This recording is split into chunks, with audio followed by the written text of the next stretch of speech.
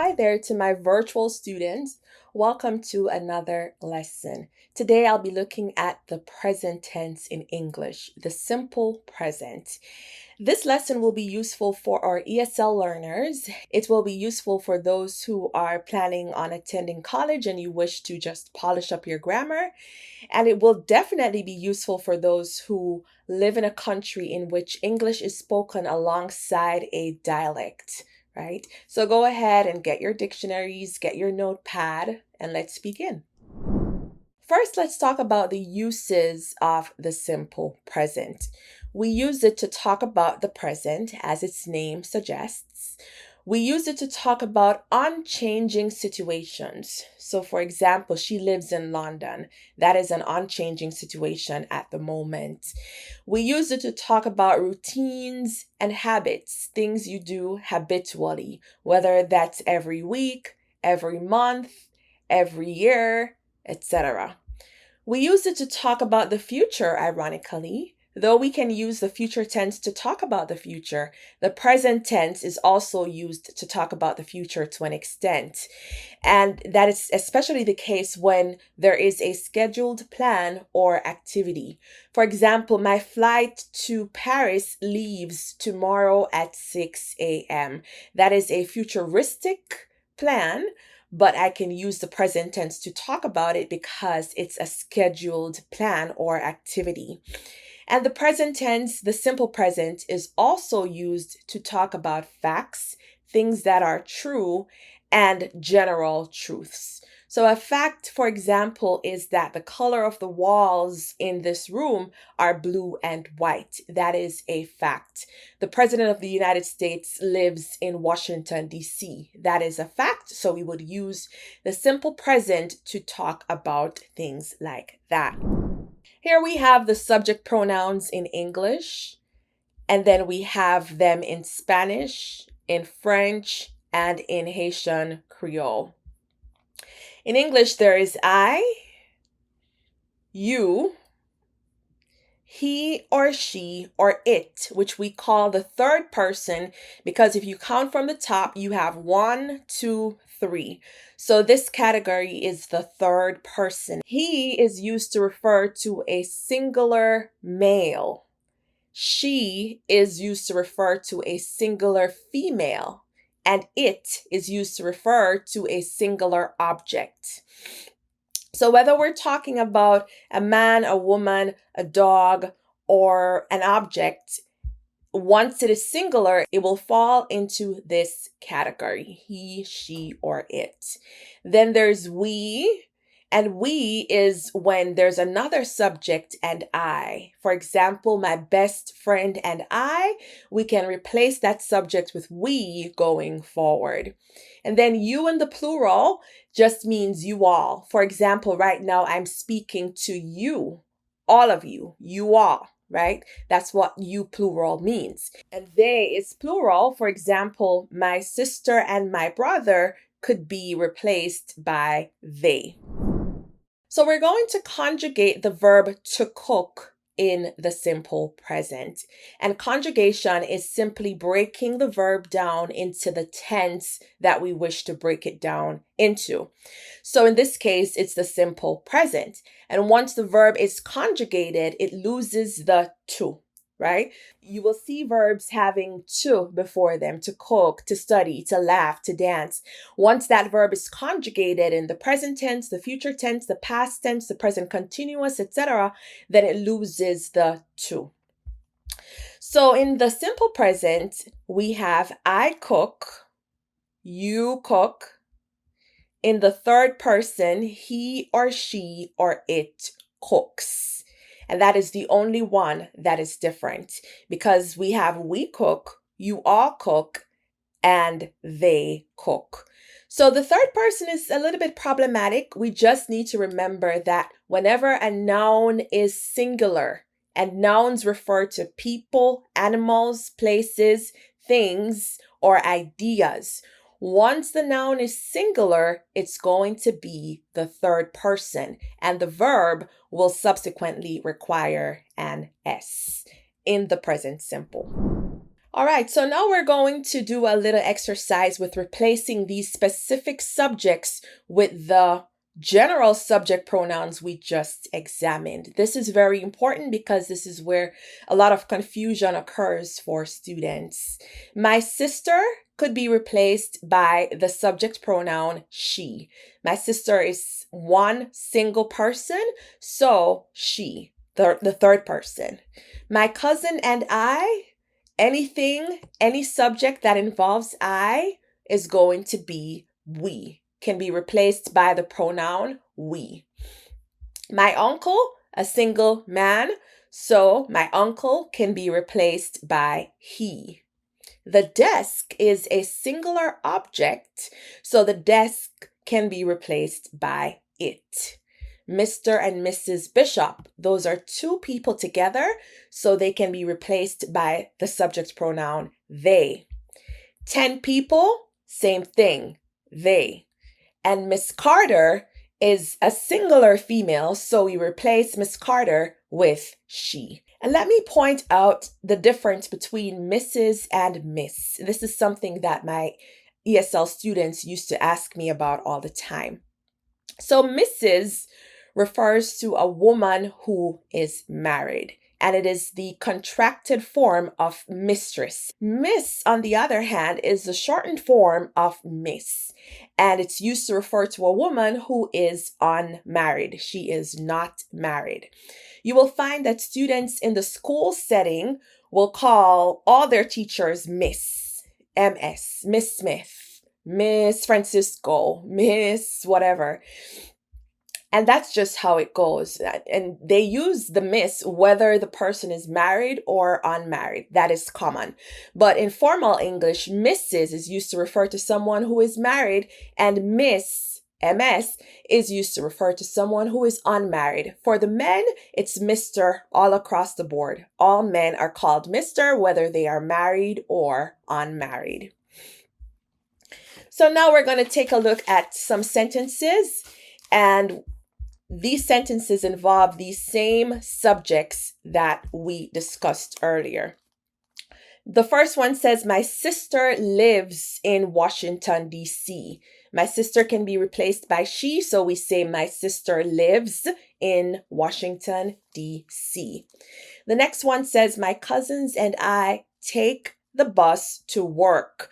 My cousins and I can be substituted with we, so my cousins and I take the bus to work. The desk weighs 100 pounds. The desk can be replaced by it, so the verb will require an S in the simple present.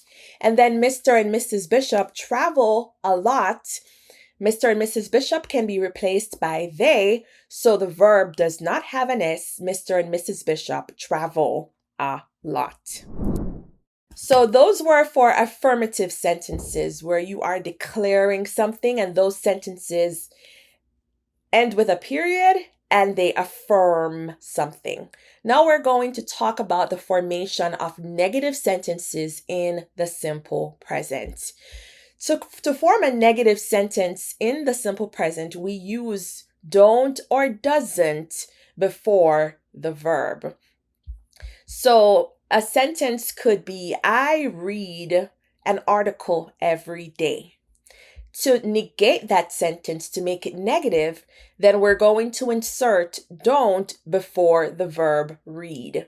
So the negative would be, I don't read an article every day. You also uses don't. You don't read.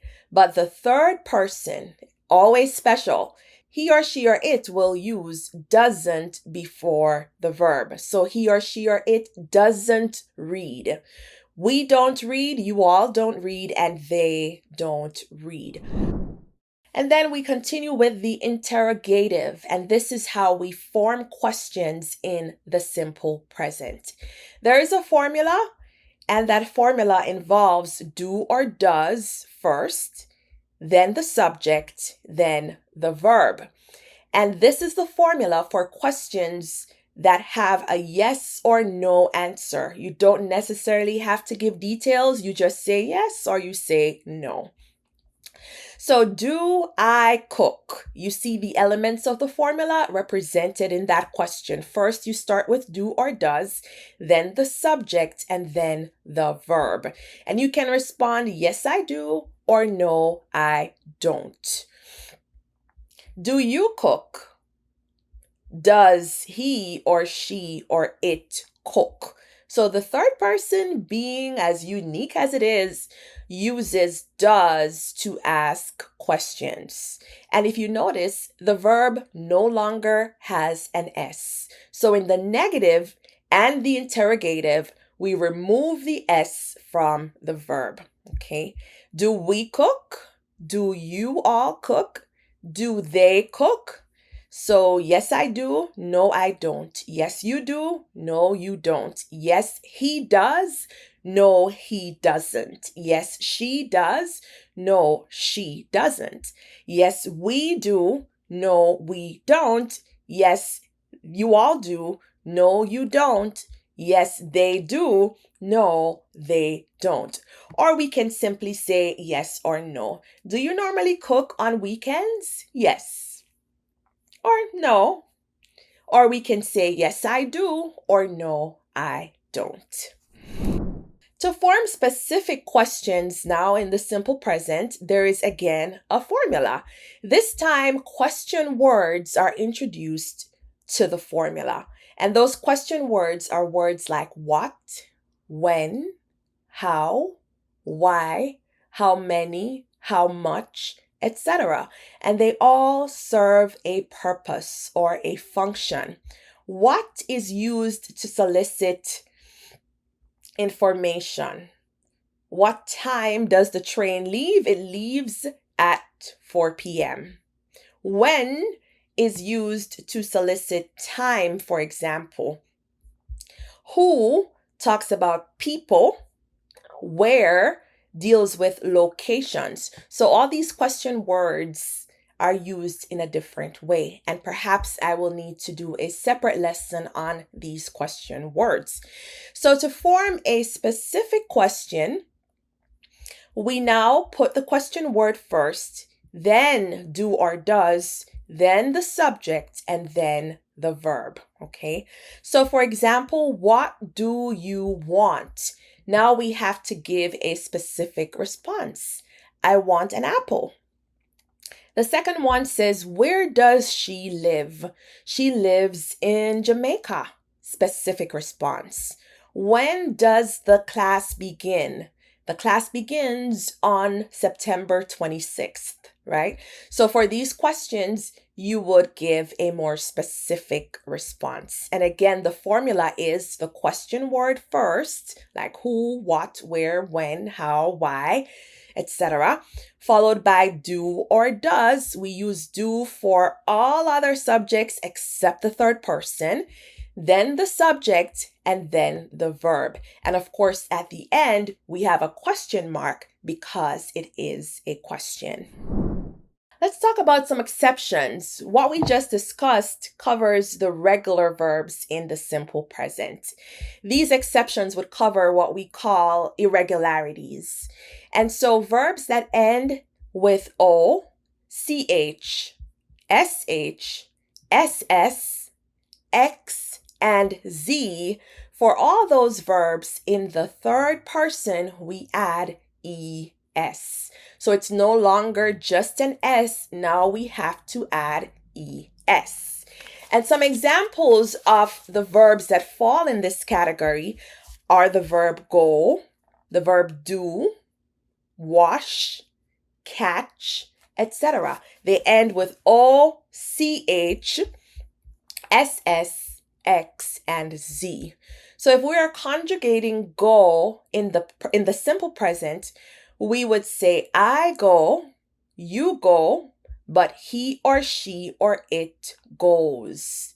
So if we're talking about the train goes slowly because the train can be replaced by it.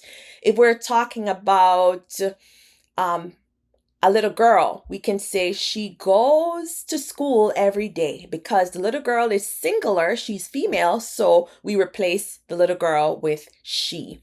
So in the third person, again, if verbs end with O, CH, SH, SS, X, and Z, we add ES in the third person.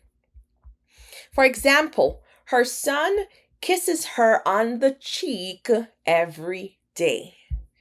Kiss ends with SS, so in the third person, we add ES. And her son is singular, masculine, so he is the replacement. My mom washes her car every week.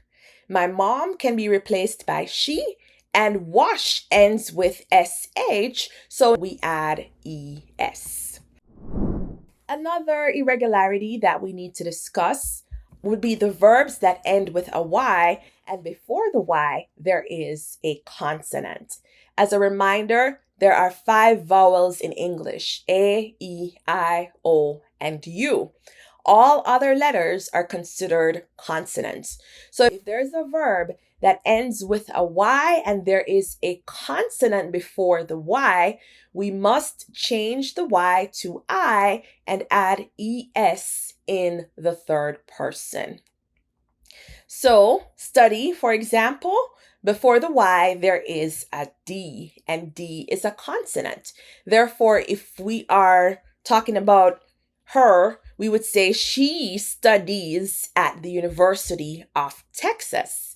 She is the third person, so we change the Y to I and we add ES.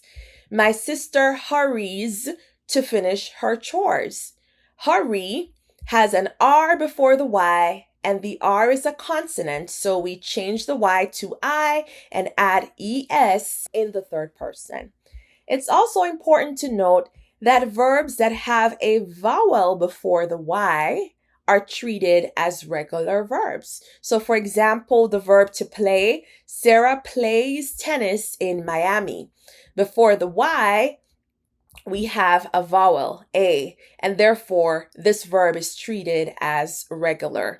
The ones that are treated as irregular are the verbs that end with a Y and have a consonant before the Y. If that is the case, then in the third person for he, she, or it, we change the Y to I and we add ES.